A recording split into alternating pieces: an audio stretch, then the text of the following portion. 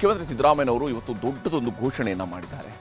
ಇಷ್ಟು ದಿವಸ ಸಿದ್ದರಾಮಯ್ಯನವ್ರನ್ನ ಇನ್ನು 2 ತಿಂಗಳಲ್ಲೋ 3 ತಿಂಗಳಲ್ಲೋ ಅಥವಾ ಇದೇ ತಿಂಗಳಲ್ಲೋ ನಾಳೆನೋ ನಾಡಿದ್ದು ಬದಲಾವಣೆ ಮಾಡೇ ಬಿಡ್ತಾರೆ ಅನ್ನುವಂತಹ ರೀತಿಯಲ್ಲಿ ಕಾಂಗ್ರೆಸ್ ನಾಯಕರುಗಳು ಮಾತನಾಡ್ತಾ ಇದ್ರು. ವಿಶೇಷವಾಗಿ ಶಾಸಕರು ತಮ್ಮ ಅಭಿಪ್ರಾಯವನ್ನು ಬಹಳ ಮುಕ್ತವಾಗಿ ಹೊರಹಾಕ್ತಾ ಇದ್ರು. ಆದರೆ ಇವತ್ತು ಮುಖ್ಯಮಂತ್ರಿ ಸಿದ್ದರಾಮಯ್ಯ 5 ವರ್ಷ ನಾನೇ ಮುಖ್ಯಮಂತ್ರಿ ಅಂತ ಘೋಷಿಸಿದ್ದಾರೆ. ಮಾಧ್ಯಮಗಳ ಮುಂದೆ ಸಾಮಾಜಿಕ ಜಾಲತಾಣಗಳಲ್ಲೂ ಕೂಡ ಅವರು ತನ್ನ ಪೂರ್ಣಾವಧಿಯನ್ನು ಬಿಂಬಿಸಿಕೊಂಡಿದ್ದಾರೆ.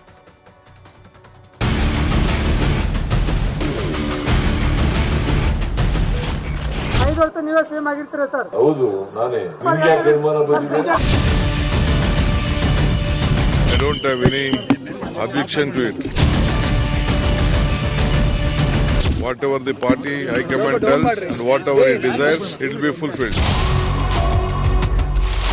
5 ವರ್ಷ ನಾನೇ ಇರ್ತೇನೆ, ರಾಜ್ಯದ ಮುಖ್ಯಮಂತ್ರಿಯಾಗಿ ತಾನೇ ಮುಂದುವರಿಯುವುದನ್ನ ನಂದಿ ಬೆಟ್ಟದ ತಪ್ಪಲಿನಲ್ಲಿ ನಿಂತೇ ಸಿಎಂ ಸಿದ್ದರಾಮಯ್ಯ ಘೋಷಿಸಿದ್ದಾರೆ.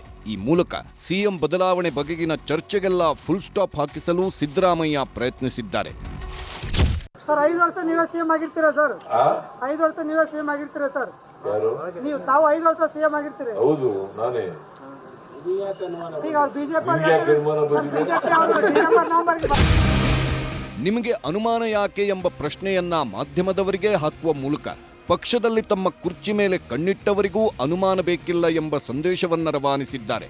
ಇಷ್ಟು ದಿನ ಹೈಕಮಾಂಡ್ ನಿರ್ಧರಿಸುತ್ತೆ ಎನ್ನುತ್ತಿದ್ದವರು ಇವತ್ತು ಬಿಜೆಪಿಯವರೇನು ನಮ್ಮ ಹೈಕಮಾಂಡೇ ಎನ್ನುತ್ತಲೇ ನಾನೇ 5 ವರ್ಷ ಮುಖ್ಯಮಂತ್ರಿಯಾಗಿ ಇರುತ್ತೇನೆ ಎಂದು ಪಕ್ಕದಲ್ಲೇ ಗೃಹ ಸಚಿವ ಡಾಕ್ಟರ್ ಜಿ ಪರಮೇಶ್ವರ್ ಅವರನ್ನ ನಿಲ್ಲಿಸಿಕೊಂಡು ಹೇಳಿದ್ದಾರೆ. ಅಷ್ಟೇ ಅಲ್ಲದೆ ಹೋಮ್ ಮಿನಿಸ್ಟರ್ ಕೂಡ ಅನುಮಾನ ಯಾಕೆ ಎಂಬ ಮಾತನ್ನ ಸಿಎಂ ಜೊತೆ ಸೇರಿಸುವ ಮೂಲಕ ತಮ್ಮ ಒಪ್ಪಿಗೆಯೂ ಇದೆ ಎಂಬ ರೀತಿಯಲ್ಲೇ ಮಾತಾಡಿದ್ದಾರೆ. ಸರ್ 5 ವರ್ಷ ನೀವೇ ಸಿಎಂ ಆಗಿರ್ತೀರಾ ಸರ್? 5 ವರ್ಷ ನೀವೇ ಸಿಎಂ ಆಗಿರ್ತೀರಾ ಸರ್? ನೀವು ತಾವು 5 ವರ್ಷ ಸಿಎಂ ಆಗಿರ್ತೀರಿ? ಹೌದು, ನಾನೇ. ಈಗ ಬಿಜೆಪಿ ನವೆಂಬರ್ಗೆ ಬದಲಾವಣೆ ಆಗುತ್ತೆ ಅಂತ ಹೇಳ್ತಾ ಇದಾರೆ ಸರ್. ಯಾರು? ಬಿಜೆಪಿ ಅವರು ಜೆಡಿಎಸ್ ಅವರು ಸರ್. ಅವರು ನಮ್ಮ ಹೈಕಮಾಂಡ್. ಅಶೋಕ್ ಅವ್ರು ಹೇಳ್ತಾ ಇದಾರೆ ಎಲ್ಲ ಕಡೆ. ನಮ್ಮ ಹೈಕಮಾಂಡ್ ಏನ್ರಿ ಅವರು? Ashoka is a BJP man, Vijendra is a BJP man ಅಲ್ವಾ? ಸಿಎಂ ಸಿದ್ದರಾಮಯ್ಯ ತಮ್ಮ ಅಧಿಕಾರಾವಧಿಗೆ ತಾವೇ ಗ್ಯಾರಂಟಿ ಕೊಟ್ಟ ಮೇಲೆ ಸಿಎಂ ಆಸೆಯನ್ನೇ ಬಿಟ್ಟವರಂತೆ ಮಾತಾಡಿದ್ರು ಡಿಕೆ ಶಿವಕುಮಾರ್. ಸಿದ್ದರಾಮಯ್ಯ ನಮ್ಮ ಲೀಡರ್, ನಾವೆಲ್ಲರೂ ಸಪೋರ್ಟ್ ಮಾಡಬೇಕು ಎಂದಿದ್ದಾರೆ. ಅಷ್ಟೇ ಅಲ್ಲ, ಅಧಿಕಾರ ಹಸ್ತಾಂತರದ ಬಗ್ಗೆ ಯಾರೂ ಹೇಳಿಕೆ ಕೊಡದಂತೆಯೂ ತಾಕೀತು ಮಾಡಿದ್ರು.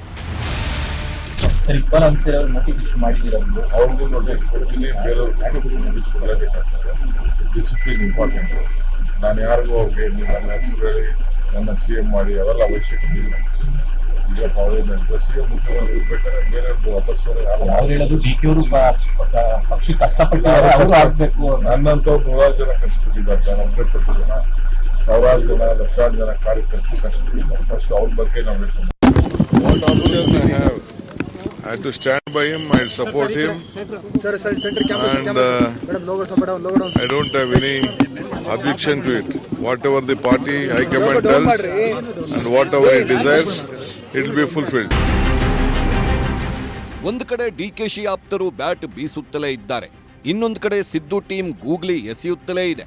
ಆದರೆ ಬದಲಾದ ಸನ್ನಿವೇಶಗಳಲ್ಲಿ ಆಪ್ತರಿಗೂ ಶಾಕ್ ಕೊಡ್ತಿದ್ದಾರೆ ಡಿಕೆಶಿ. ರಾಮನಗರ ಶಾಸಕ ಇಕ್ಬಾಲ್ ಹುಸೇನ್ಗೆ ಈಗಾಗಲೇ ನೋಟಿಸ್ ನೀಡಿದ್ರು, ಇನ್ಯಾರೂ ಮಾತನಾಡಬಾರದು ಅಂತ ತಾಕೀತು ಮಾಡಿದ್ದಾರೆ.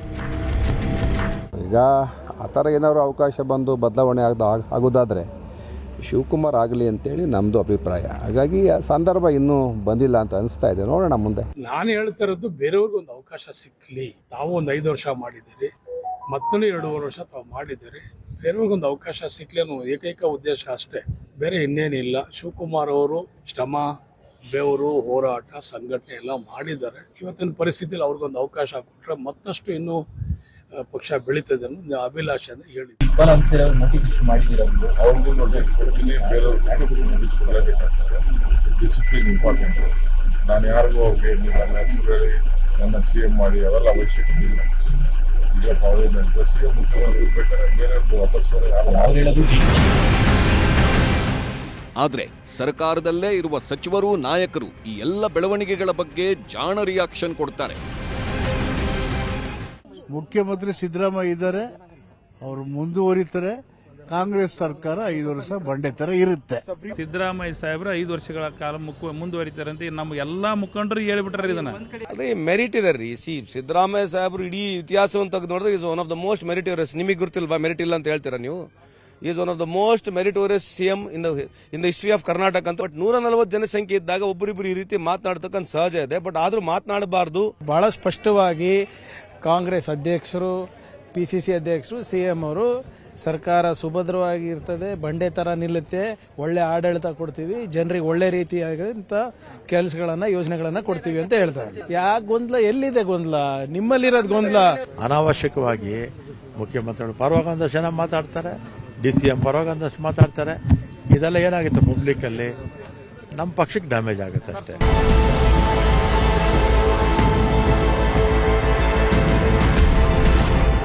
ಸರ್ಕಾರದಲ್ಲಿ ಹೀಗೆಲ್ಲ ಆಗ್ತಿರೋವಾಗಲೇ ಸಿದ್ದರಾಮಯ್ಯ ಹಾಗೂ DK ಶಿವಕುಮಾರ್ ವಿರುದ್ಧ ಬಿಜೆಪಿ ನಾಯಕರು ಮುಗಿಬಿದ್ದಿದ್ದಾರೆ. ಕಾಂಗ್ರೆಸ್ ಸರ್ಕಾರದಲ್ಲಿ ಮನೆಯೊಂದು 100 ಬಾಗಿಲು ಆಗಿದ್ದು ಅಕ್ಟೋಬರ್ ಅಥವಾ ನವೆಂಬರ್ನಲ್ಲಿ CM ಬದಲಾವಣೆ ನಿಶ್ಚಿತ ಅನ್ನೋದು ಬಿಜೆಪಿ ನಾಯಕರ ಭವಿಷ್ಯ. ಸುರ್ಜೇವಾಲಾ ಅವರು ಶಾಸಕರ ಅಭಿಪ್ರಾಯವನ್ನ ಪಡೆದುಕೊಂಡು ಮುಖ್ಯಮಂತ್ರಿ ಗಾದಿಯಿಂದ ಸಿದ್ದರಾಮಯ್ಯನವ್ರು ಹೇಗೆ ಇಳಿಸಬೇಕು ಅದಕ್ಕೆ ಭೂಮಿಕೆಯನ್ನ ಸಜ್ಜು ಮಾಡೋದಕ್ಕೋಸ್ಕರ ಅವ್ರು ಬಂದಿಲ್ಲಿ ಕುಳಿತಿದ್ದಾರೆ. ಮುಖ್ಯಮಂತ್ರಿ ಗಾದಿಗೆ ಇವತ್ತು ಪೈಪೋಟಿ ಪ್ರಾರಂಭ ಹೆಚ್ಚಾಗಿದೆ. ಕುದುರೆ ವ್ಯಾಪಾರನೂ ಕೂಡ ಬಹಳ ಜೋರಾಗಿ ಪ್ರಾರಂಭ ಆಗೋದಿದೆ. ಸಿದ್ದರಾಮಯ್ಯನವರು ಯಾವ ಅರ್ಥದಲ್ಲಿ ನಾನು ಉಳಿತೀನಿ ಉಳಿತೀನಿ ಉಳಿತೀನಿ ಅಂತ ಪದೇ ಪದೇ ಉಳಿತೀನಿ ಅಂತ ಹೇಳ್ತಾ ಇರೋದೇ ಡೌಟು. ಅವರ ಔಟ್ ಗೋಯಿಂಗ್ ಸಿಗ್ನಲ್ ಅದು. ಉಳಿತೀನಿ ಅನ್ನೋದೇ ಔಟ್ ಗೋಯಿಂಗ್ ಸಿಗ್ನಲ್. ಅದರಿಂದ ಅಕ್ಟೋಬರ್ ಮತ್ತು ನವೆಂಬರಲ್ಲಿ ಖಚಿತವಾಗಿ ಈ ಸರ್ಕಾರ CM ಬದಲಾವಣೆ ಆಗುತ್ತೆ. ಆದ್ರೆ ಇವರೆಲ್ಲ ಏನೇ ಹೇಳ್ತಾ ಇದ್ರು, CM ಸಿದ್ದರಾಮಯ್ಯ ಮಾಧ್ಯಮದವರ ಜೊತೆ ನಾನೇ CM ಅಂತ ಹೇಳಿರೋದನ್ನ ನಂತರ ತಮ್ಮ ಸೋಷಿಯಲ್ ಮೀಡಿಯಾ ಖಾತೆಗಳ ಮೂಲಕವೂ ರಾಜ್ಯದ ಜನರ ಮುಂದಿಟ್ಟಿದ್ದಾರೆ. ಯಾಕಂದ್ರೆ ರಾಜ್ಯದಲ್ಲಿ ಮಾಸ್ ಲೀಡರ್ ಆಗಿ ಬೆಳೆದಿರುವ ಸಿದ್ದರಾಮಯ್ಯ ಅವರ ಬದಲಾವಣೆಗೆ ಕೈ ಹಾಕಿದ್ರೆ ಅಹಿಂದ ವರ್ಗಗಳ ಸಿಟ್ಟನ್ನ ಎದುರಿಸಬೇಕಾಗುತ್ತದೆ ಎಂಬ ಮೆಸೇಜ್ ಇನ್ನು ಮುಂದೆ ಹಿಂದಿಗಿಂತ ಹೆಚ್ಚು ಪರಿಣಾಮಕಾರಿಯಾಗಿ ಪಾಸ್ ಆಗಲಿದೆ. ಇದರ ನಡುವೆ ಮೊನ್ನೆಯಿಂದಲೂ ಶಾಸಕರ ಅಭಿಪ್ರಾಯ ಸಂಗ್ರಹ ಮಾಡುತ್ತಿರುವ ರಣದೀಪ್ ಸುರ್ಜೇವಾಲಾ ಈವರೆಗೆ 40 ಶಾಸಕರೊಂದಿಗೆ 1-to-1 ಸಭೆ ಮಾಡಿದ್ದಾರೆ. ಹಾಗೆ VS ಉಗ್ರಪ್ಪ, ಈಶ್ವರ್ ಖಂಡ್ರೆ, ನಾಸಿರ್ ಹುಸೇನ್ ನಿಯೋಗದೊಂದಿಗೂ ಸಭೆ ಮಾಡಿದ್ದಾರೆ. ಮತ್ತೆ ಸೋಮವಾರ ಬರಲಿರುವ ಸುರ್ಜೇವಾಲಾ ಬೆಳಗಾವಿ ವಿಭಾಗದ 52 ಶಾಸಕರ ಸಭೆ ಮಾಡಲಿದ್ದಾರೆ. ಆದರೆ ಶಾಸಕರ ಅಭಿಪ್ರಾಯ ಏನೇ ಇದ್ದರೂ ಈಗ ಸಿದ್ದರಾಮಯ್ಯ ಕೊಟ್ಟಿರುವ 5 ವರ್ಷ ನಾನೇ CM ಎಂಬ ಗ್ಯಾರಂಟಿಯನ್ನು ಕಾಂಗ್ರೆಸ್ ಹೇಗೆ ಪಾಲಿಸುತ್ತದೆ ಎಂದು ನೋಡಬೇಕಿದೆ. ತಾವು 5 ವರ್ಷ CM ಆಗಿರ್ತೀರಿ. ಹೌದು, ನಾನೇ.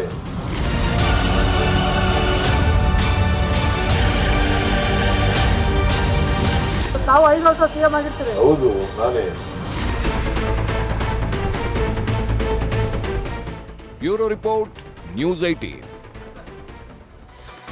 ಇವತ್ತು ನಂದಿಬೆಟ್ಟದಲ್ಲಿ ನಡೆದಂತಹ ಸಚಿವ ಸಂಪುಟ ಸಭೆಯಲ್ಲಿ ಹಲವು ಮಹತ್ವದ ನಿರ್ಣಯಗಳನ್ನು ಕೈಗೊಳ್ಳಲಾಗಿದೆ. ಬೆಂಗಳೂರು ಗ್ರಾಮಾಂತರ ಜಿಲ್ಲೆಯನ್ನು ಬೆಂಗಳೂರು ಉತ್ತರ ಜಿಲ್ಲೆಯಾಗಿ ಬದಲಾವಣೆ ಮಾಡುವಂಥದ್ದಕ್ಕೆ, ಅದರ ಹೆಸರನ್ನು ಬದಲಾಯಿಸೋದಕ್ಕೆ, ಹಾಗೆಯೇ ಬಾಗೇಪಲ್ಲಿಯನ್ನು ಭಾಗ್ಯನಗರ ಅಂತೇಳಿ ಹೆಸರು ಬದಲಿಸೋದಕ್ಕೆ ಕ್ಯಾಬಿನೆಟ್ ಒಪ್ಪಿಗೆಯನ್ನು ಕೊಟ್ಟಿದೆ. ಇಷ್ಟೇ ಆದರೆ 48 ಯೋಜನೆಗಳಿಗೆ 3,400 ಕೋಟಿ ರೂಪಾಯಿಗಳ ಅನುಮೋದನೆಯೂ ಕೂಡ ಇವತ್ತಿನ ಕ್ಯಾಬಿನೆಟ್ ಸಭೆಯಲ್ಲಿ ಸಿಕ್ಕಿದೆ.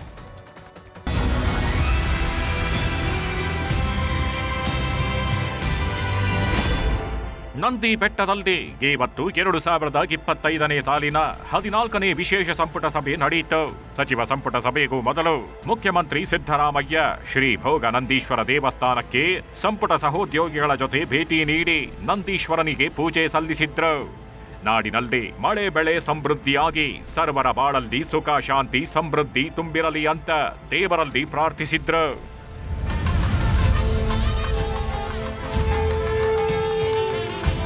ಪೂಜೆ ಮುಗಿಸಿ ಹೊರಬಂದ ಸಿದ್ದರಾಮಯ್ಯನವರಿಗೆ ಶಾಸಕ ಪ್ರದೀಪ್ ಈಶ್ವರ್ ಬೆಳ್ಳಿ ಗಧೆ ಕೊಟ್ಟು ಸನ್ಮಾನನೂ ಮಾಡಿದ್ರು. ಬೆಳ್ಳಿ ಗಧೆಯನ್ನ ಕೈಯಲ್ಲಿ ಹಿಡ್ಕೊಂಡ CM ಪ್ರದೀಪ್ ಈಶ್ವರ್ ಕಾಲೆಳೆದು ತಮಾಷೆನೂ ಮಾಡಿದ್ರು. ಆಮೇಲೆ ಸಚಿವರು ಶಾಸಕರ ಜೊತೆ ಗ್ರೂಪ್ ಫೋಟೋವನ್ನು ತೆಗೆಸಿಕೊಂಡ್ರು. ಪೂಜೆಯಿಂದ ಹಿಡಿದು ಫೋಟೋ ಶೂಟ್ ವರೆಗೂ ಉಪಮುಖ್ಯಮಂತ್ರಿ DK ಶಿವಕುಮಾರ್ ಎಲ್ಲೂ ಕಾಣಿಸಲಿಲ್ಲ.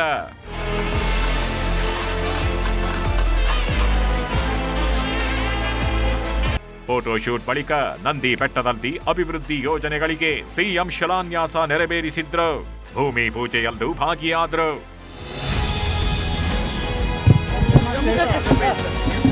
ಬಳಿಕ ನಂದಿ ಬೆಟ್ಟದಲ್ಲಿ ಸಚಿವ ಸಂಪುಟ ಸಭೆ ಶುರುವಾಯಿತು. ಸೀದಾ ಕ್ಯಾಬಿನೆಟ್ ಸಭೆಗೆ ಬಂದ ಸಚಿವರು, ಮುಖ್ಯಮಂತ್ರಿಗಳು, ಉಪಮುಖ್ಯಮಂತ್ರಿಗಳು ಕ್ಯಾಬಿನೆಟ್ನಲ್ಲಿ 48 ಪ್ರಮುಖ ಯೋಜನೆಗಳು, ವಿಷಯಗಳ ಬಗ್ಗೆ ಚರ್ಚೆ ಮಾಡಿದ್ರು. ಒಟ್ಟು 3,400 ಕೋಟಿ ರೂಪಾಯಿ ವೆಚ್ಚದ ಅಭಿವೃದ್ಧಿಗೆ ಹಣ ಹಂಚಿಕೆ ಮಾಡಿದ್ದನ್ನ ಸಿಎಂ ಒತ್ತಿ ಹೇಳಿದ್ರು. ಜೊತೆಗೆ ಬೆಂಗಳೂರು ವಿಭಾಗಕ್ಕೆ ಪ್ರತ್ಯೇಕವಾಗಿ 2,550 ಕೋಟಿ ರೂಪಾಯಿ ಯೋಜನೆಗಳಿಗೂ ಹಣ ಮಂಜೂರು ಮಾಡಿದ್ದೀವಿ ಅಂದ್ರು ಸಿಎಂ. 48 ವಿಷಯಗಳನ್ನು ಚರ್ಚೆ ಮಾಡಿದ್ದೀವಿ. ಸುಮಾರು 3,400 ಕೋಟಿ ಬಿಜೆಪಿಯವರು ಪದೇ ಪದೇ ಹೇಳ್ತಾರೆ ಈ ಸರ್ಕಾರದಲ್ಲಿ ದುಡ್ಡಿಲ್ಲ ಅಂತೇಳಿ. ಅದಕ್ಕೆ ಇದನ್ನ ಒತ್ತಿ ಒತ್ತಿ ಒತ್ತಿ ಒತ್ತಿ ಹೇಳ್ತಾ ಇದ್ದೀನಿ. ಬೆಂಗಳೂರು ಡಿವಿಷನ್ ನಲ್ಲಿ 31 ಸಬ್ಜೆಕ್ಟ್ಗಳು ಇವತ್ತು ಚರ್ಚೆಯಾಗಿ ತೀರ್ಮಾನ ಮಾಡಿದ್ದೀವಿ. ಇದಕ್ಕೆ 2,550 ಕೋಟಿ ರೂಪಾಯಿಗಳು ಮಂಜೂರು ಮಾಡಿದ್ದೀವಿ. ಇನ್ನು ನಂದಿ ಬೆಟ್ಟದಲ್ಲಿ ನಡೆದ ಸಚಿವ ಸಂಪುಟ ಸಭೆಯಲ್ಲಿ ಬೆಂಗಳೂರು ಗ್ರಾಮಾಂತರ ಜಿಲ್ಲೆ, ಬಾಗೇಪಲ್ಲಿ ತಾಲೂಕು ಹಾಗೂ ಬೆಂಗಳೂರು ನಗರ ವಿಶ್ವವಿದ್ಯಾಲಯಗಳ ಹೆಸರನ್ನ ಬದಲಿಸುವ ನಿರ್ಧಾರನೂ ಆಯಿತು. ಬೆಂಗಳೂರು ಸಿಟಿ ವಿಶ್ವವಿದ್ಯಾನಿಲಯಕ್ಕೆ ದಿವಂಗತ ಪ್ರಧಾನಿ ಡಾಕ್ಟರ್ ಮನಮೋಹನ್ ಸಿಂಗ್ ಅವರ ಹೆಸರನ್ನ ಇಡ್ಲಿಕ್ಕೆ ತೀರ್ಮಾನ ಮಾಡಿದ್ದೇವೆ. ಬೆಂಗಳೂರು ಗ್ರಾಮಾಂತರ ಜಿಲ್ಲೆಗೆ ಬೆಂಗಳೂರು ಉತ್ತರ ಜಿಲ್ಲೆ ಎಂದು ನಾಮಕರಣ ಮಾಡಿದ್ದೇವೆ. ಬಾಗೇಪಲ್ಲಿ ಅನ್ನೋದು ಬಹಳ ಮೊದಲಿನಿಂದ ಇರೋ ಹೆಸರು, ಇನ್ಮುಂದೆ ಭಾಗ್ಯನಗರ. ಇದರ ಜೊತೆಗೆ ನಂದಿ ಬೆಟ್ಟದಲ್ಲಿ ನಡೆದ ಕ್ಯಾಬಿನೆಟ್ನಲ್ಲಿ ಹಲವು ಮಹತ್ವದ ನಿರ್ಣಯಗಳನ್ನ ಕೈಗೊಳ್ಳಲಾಗಿದೆ. ಎತ್ತಿನ ಹೊಳೆಗೆ ಒಟ್ಟು 23,351 ಕೋಟಿ ಹಣ ನಿಗದಿಯಾಗಿದ್ದು, ಇನ್ನು 6,103 ಕೋಟಿ ವೆಚ್ಚದ ಕೆಲಸ ಬಾಕಿ ಇದ್ದು 2 ವರ್ಷದಲ್ಲಿ ಪೂರ್ಣವಾಗಲಿದೆ. ಕುಡಿಯೋ ನೀರು ಮುಖ್ಯ ಕಾಲುವೆಗೆ 9,807 ಕೋಟಿ ಹಣ ಖರ್ಚಾಗ್ತಿದ್ದು 96ರಷ್ಟು ಕೆಲಸ ಮುಗಿದಿದ್ದು 9 ಜಿಲ್ಲೆಯ 75 ಲಕ್ಷ ಜನರಿಗೆ ಅನುಕೂಲ ಆಗಲಿದೆ. ರಾಜ್ಯಾದ್ಯಂತ ಎಲ್ಲಿ ಹೆಚ್ಚು ಕಾರ್ಮಿಕರು ಇರ್ತಾರೋ ಅಂಥ ಜಾಗಗಳಲ್ಲೇ ಕಾರ್ಮಿಕರ ಮಕ್ಕಳಿಗೆ ವಸತಿ ಶಾಲೆ ನಿರ್ಮಿಸಲು ಇದೇ ಮೊದಲ ಸಲ ತೀರ್ಮಾನ ಆಗಿದ್ದು, ಒಟ್ಟು 1,225 ಕೋಟಿ ಹಣ ಮಂಜೂರು ಮಾಡಲಾಗಿದೆ. ಐಎಎಸ್, ಐಪಿಎಸ್, ಐಆರ್ಎಸ್, ಐಎಫ್ಎಸ್ ಸೇರಿದಂತೆ ಇತರೆ ಸ್ಪರ್ಧಾತ್ಮಕ ಪರೀಕ್ಷೆ ತರಬೇತಿ ಪಡೆಯುವ ಹಿಂದುಳಿದ ವರ್ಗದ ಅಭ್ಯರ್ಥಿಗಳಿಗೆ ಬೆಂಗಳೂರಲ್ಲಿ 2 ಹಾಸ್ಟೆಲ್ ನಿರ್ಮಾಣಕ್ಕೆ 10 ಕೋಟಿ ರೂಪಾಯಿ ಅನುಮೋದನೆ ಸಿಕ್ಕಿದೆ. ಕೋಲಾರದಲ್ಲಿ 11 ಕೋಟಿ ರೂಪಾಯಿ ವೆಚ್ಚದ ಸರಕಾರಿ ಕಟ್ಟಡ, ಅಮಾನಿಕೆರೆ ಶಾಂತಿನಗರದಲ್ಲಿ 79 ಕೋಟಿ ಕಾಮಗಾರಿಗೆ ಒಪ್ಪಿಗೆ ಸಿಕ್ಕಿದೆ. ಬಾಗೇಪಲ್ಲಿಯ ಪಾತನಕೋಟೆಯಲ್ಲಿ ಕಿರು ಜಲಾಶಯ ನಿರ್ಮಾಣಕ್ಕೆ 189 ಕೋಟಿ ಅನುಮೋದನೆ ಸಿಕ್ಕಿದೆ. ಬೆಂಗಳೂರಿನ ಕೆಆರ್ ಮಾರುಕಟ್ಟೆಯಂತೆ ಚಿಕ್ಕಬಳ್ಳಾಪುರದಲ್ಲಿ ಅಂತಾರಾಷ್ಟ್ರೀಯ ಹೂವಿನ ಮಾರುಕಟ್ಟೆ ನಿರ್ಮಾಣಕ್ಕೆ 141 ಕೋಟಿಗೆ ಅನುಮೋದನೆ ಕೊಟ್ಟಿದ್ದಾರೆ. ನಂದಿ ಬೆಟ್ಟದಲ್ಲಿ ಹೋಟೆಲ್ ನಿರ್ಮಾಣಕ್ಕೆ 50 ಕೋಟಿ ರೂಪಾಯಿ, ಹೊಸ ತಾಲೂಕುಗಳಲ್ಲಿ ಕಮ್ಯುನಿಟಿ ಹೆಲ್ತ್ ಸೆಂಟರ್ ನಿರ್ಮಿಸಲು ನಿರ್ಧಾರ ಆಗಿದೆ. ಹಿಂದುಳಿದ ವರ್ಗದ ಮಕ್ಕಳಿಗೆ 14 ವಸತಿ ಶಾಲೆ ಕಟ್ಟಲು ತಲಾ 22 ಕೋಟಿ ರೂಪಾಯಿಯಂತೆ 306 ಕೋಟಿ ರೂಪಾಯಿ ಮಂಜೂರು ಮಾಡಿದ್ದಾರೆ. ಸುಮಾರು ಕರ್ನಾಟಕ ವಸತಿ ಶಿಕ್ಷಣ ಸಂಸ್ಥೆ ವತಿಯಿಂದ ಹಿಂದುಳಿದ ವರ್ಗದ ವಸತಿ ಶಾಲೆ ಸುಮಾರು 306 ಕೋಟಿ ರೂಪಾಯಿ. ಬೆಂಗಳೂರಲ್ಲಿ ಮಾತ್ರ ನಮ್ಮ ಹೈಟೆಕ್ ಹೂವಿನ ಮಾರುಕಟ್ಟೆ ಇತ್ತು. ಇದನ್ನ ಚಿಕ್ಕಬಳ್ಳಾಪುರದಲ್ಲಿ ಕೃಷಿ ಉತ್ಪನ್ನ ಮಾರುಕಟ್ಟೆ ಸಮಿತಿ ವತಿಯಿಂದ ಅಂತಾರಾಷ್ಟ್ರೀಯ ಮಟ್ಟದ ಹೈಟೆಕ್ ಸುಮಾರು 141 ಕೋಟಿ ರೂಪಾಯಿ ವೆಚ್ಚದಲ್ಲಿ ಸ್ಥಾಪಿಸಲು ಅನುಮೋದನೆಯನ್ನು ಕೊಟ್ಟಿದ್ದೇವೆ. ಇದಿಷ್ಟು ಇವತ್ತು ನಂದಿಗಿರಿಧಾಮದಲ್ಲಿ ನಡೆದ ಸಂಪುಟ ಸಭೆಯ highlights. Hebbaka Thimmegowda, political bureau, news 18.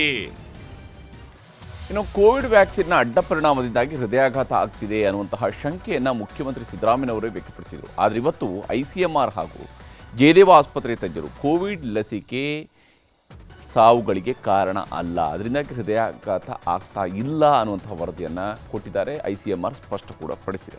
ಹಾಗಾದರೆ ಅಸಲಿಗೆ ಹೃದಯಾಘಾತ ಸಂಭವಿಸಿರೋದು ಯಾವ ಕಾರಣಕ್ಕಾಗಿ, ತಜ್ಞರು ಕೊಡ್ತಾ ಇರುವಂತಹ ಕಾರಣಗಳು ಏನೇನು ಅನ್ನೋದನ್ನು ನಿಮಗೆ ತೋರಿಸ್ತೀನಿ.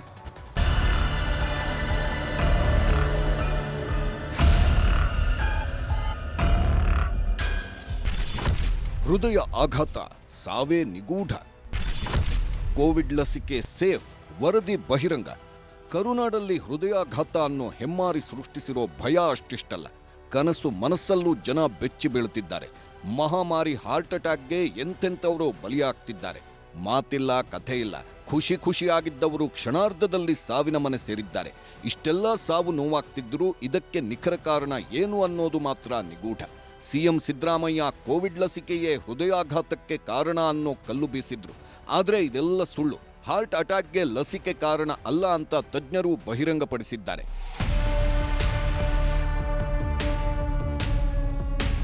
ಇನ್ನು ಸಿಎಂ ಸಿದ್ದರಾಮಯ್ಯ ಕೋವಿಡ್ ಲಸಿಕೆ ಹೃದಯಾಘಾತಕ್ಕೆ ಕಾರಣವಾಗಿರಬಹುದು ಅನ್ನೋ ಬಾಂಬ್ ಹಾಕಿದ್ರು.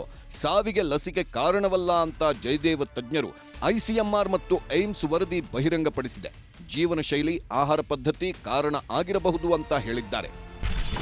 ಹಾಗಾದ್ರೆ ಕೋವಿಡ್ ಲಸಿಕೆ ಬಗ್ಗೆ ಜಯದೇವ ತಜ್ಞರು ಕೊಟ್ಟ ವರದಿಯಲ್ಲಿ ಏನಿದೆ ಅಂತ ನೋಡೋದಾದ್ರೆ, ತೂಕ, ಧೂಮಪಾನ ಹೃದಯಾಘಾತಕ್ಕೆ ಕಾರಣ ಇರಬಹುದು. ಜೊತೆಗೆ ಫಾಸ್ಟ್ ಫುಡ್, ಅನುವಂಶೀಯತೆ ಹಾಗೂ ಜೀವನ ಶೈಲಿ ಹೃದಯಾಘಾತಕ್ಕೆ ಕಾರಣ ಆಗಿರಬಹುದು.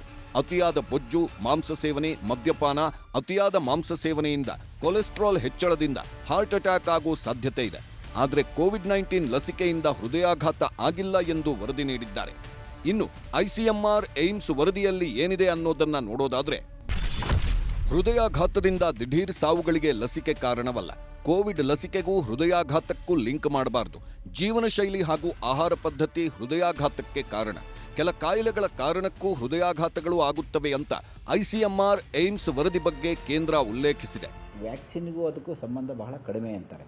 ಈಗ ನಾವು mRNA ವ್ಯಾಕ್ಸಿನ್ ಅಂತ ಏನು ಹೊರದೇಶಗಳಲ್ಲಿ ತಗೊಳ್ತಾ ಇದ್ರು, ಅದರಲ್ಲಿ ಸಹ 1 ಲಕ್ಷ ಜನರು ಏನಾದರೂ ಲಸಿಕೆ ತಗೊಂಡ್ರೆ ಅದರಲ್ಲಿ ಒಬ್ಬರಿಗೆ ಇಬ್ಬರಿಗೆ ಬರುತ್ತೆ ಅಂತ. ಅಂದರೆ ಸ್ಟ್ಯಾಟಿಸ್ಟಿಕಲಿ ಅಷ್ಟೊಂದು ಇಂಪಾರ್ಟೆಂಟ್ ಏನಿಲ್ಲ ಅನ್ನಂತ. ಲಸಿಕೆಯಿಂದ ಹೃದಯಾಘಾತ ಆಗೋ ಸಾಧ್ಯತೆಗಳು ತೀರಾ ಕಡಿಮೆ.